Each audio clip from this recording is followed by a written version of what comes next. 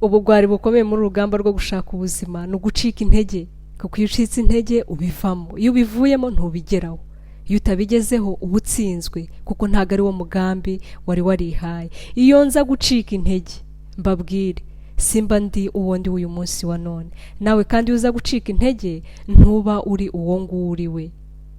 Reba kera dutangira kwiga ibiburamwaka mu mashuri, ntago rwa rugamba rworoshye bakwigisha kwandika za nyuguti kwa kundi twatangiye, bakwigisha kubara, benshi baratsindwa bakabivamo, ariko twege twarakomeje. Umuhanzi mu muziki akora indirimbo ya mbere, agakora indirimbo ya kabiri, ya gatatu, ya kane, ntihagire umuntu n'umwe umumenya, akagera ngaho akavuga ati ariko se nk'ubwo ko ndi mu biki, ariko igihe kimwe kiragera agakora indirimbo imwe yonyine ikamuhesha kwamamara aho atuye, mu gihugu cye, ku mugabane we, ndetse no ku isi yose. Mureke rero ntitwe ducika intege, ntitwe tuvirira kugeza tugezeyo. Ni kenshi tubona ibyo dukeneye ku munota wa nyuma.